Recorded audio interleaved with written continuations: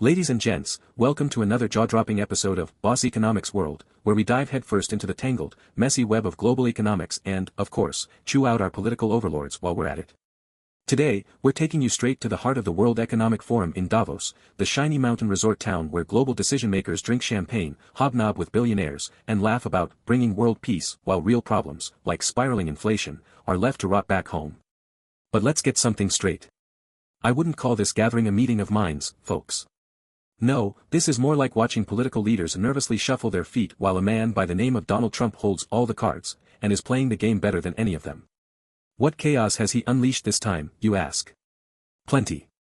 The world is practically bowing at his feet. Even Ukrainian President Volodymyr Zelensky is looking at Trump like he's holding an Uno reverse card, hoping against all hope that the now US president-elect will help turn the tide on the war back home. The drama's so thick, you could cut it with a butter knife, but here's the irony, everyone is too scared to laugh.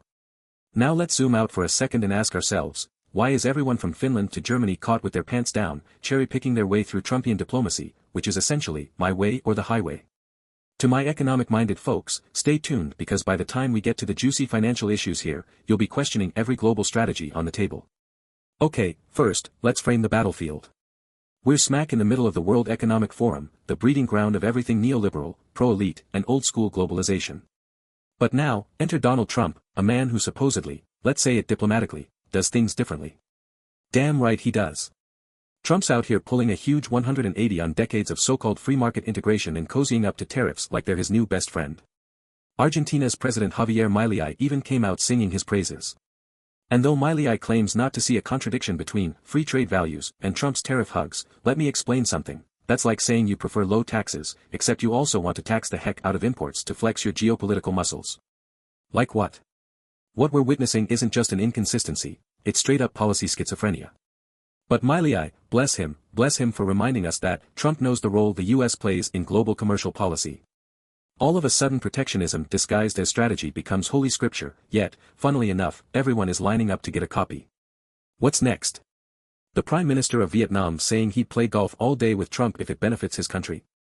Oh wait, he already did. So, what gives? Why is the world suddenly revolving around Trump's economic vision? And why are we seeing once critical politicians bending just so they don't miss out on his approval? Well, folks, it's because Trump is shattering an illusion that was held together by grit, spit, and a few paperclips, the illusion of consistent economic reasoning in global diplomacy. And, let's not kid ourselves, he's making it work. Well, at least for the short term. But how did we get here? It wasn't too long ago that we all thought tariffs were some long-discarded relic of an old mercantilist age. But Trump? No, Trump resurrected tariffs like some Frankenstein creation, as a geopolitical weapon. US-China trade war, anyone? These aren't the days of Adam Smith's invisible hand guiding the free market anymore. Wake up. This is a new era, a binary, winner-takes-all era where tariffs are political levers, not economic decisions. Let's break the numbers down. Average US tariffs on Chinese goods. Oh, it jumped from 3% in 2018 to over 20% by late 2021. Think this doesn't matter? Let me tell you something, the world economy is more connected than your overpriced iPhone gets to 5G networks, and a single change in US tariffs ripples not just through supply chains but through policies. Do you want your country to get slapped with additional import duties? Well, then you better start making nice with Trump, or at least, playing his game, which is exactly why leaders are shaking in their luxury boots here at Davos. Let's take one of the most painful examples, steel. US tariffs on imported steel, a classic mismatch between what's economically efficient and what gives Trump leverage in a deal, absolutely nuked certain global producers while boosting US industries that were teetering on the edge of irrelevance. In fact, US steel production jumped by over a whopping 7.8% in 2020, even as traditional economic relationships went down in a blaze of financial failure. The takeaway? The traditional neoliberal trade rules that Davos loves to tout don't stand a chance in a world where tariffs become weapons for geopolitics.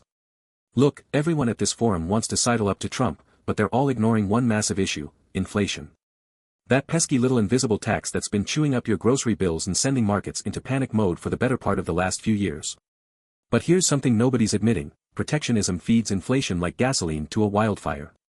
Take the classic effect of Trump's beloved tariffs, if you jack up the price of imports, guess what happens? The cost of everything built with imported goods goes up. So that modern, sleek iPhone? Or your basic household appliances? They're going up faster than a SpaceX rocket.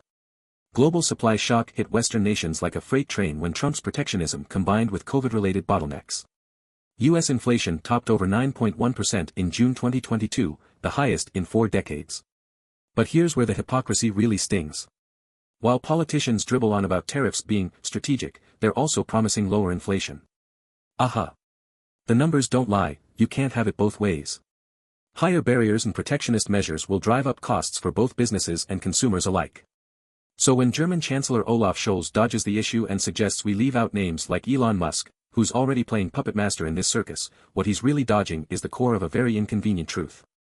Now, you might be saying, okay, fine, so Trump is geopolitical while slaughtering economic sense. But why the renewed faith from leaders like Zelensky?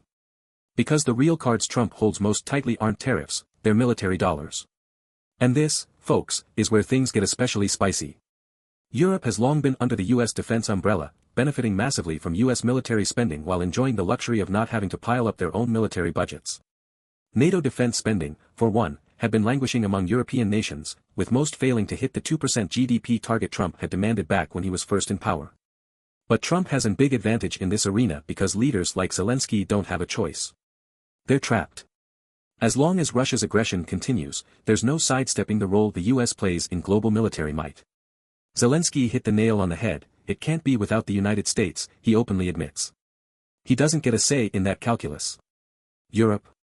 Even if its leaders dream of being more autonomous, they're nowhere near ready for such self-deception. But here's the kicker, Trump, by pushing demands on European defense spending, made one thing clear, if Europe wants protection, it's going to come with a ticket price, and his tariffs and military deals are very much intertwined. Europe moans, Europe fights back, but they always end up where Trump wants them to, in line. So, where does all of this leave us? In a world where traditional economic norms are collapsing under the weight of sheer political strategic theater. We're seeing old-school trade policy flatline. Leaders are bending to Trump's vision of protectionism as geopolitics, not because it's smart, not because it's economically sound, but because it works for power, and that's what makes the global market dance these days. Here lies the fundamental disconnect between Davos' values of neoliberalism and the roughhouse game Trump's playing. Everyone present gives off-the-record eye rolls, wishing for their cozy world of globalization to return.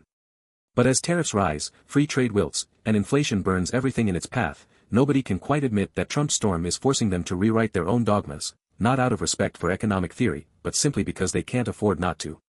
If there's one thing we've learned from this year's Davos, it's this, Trump isn't here in person, but his influence dominates the room. So laugh at his tactics, dismiss his policies, but in this new world order, the rules were already broken. All Trump did was point it out, while adding a few tariffs and deals of his own to prove that we're playing by his rules now. Until next time, folks. Stay skeptical and keep calling out the nonsense. See you in the next episode.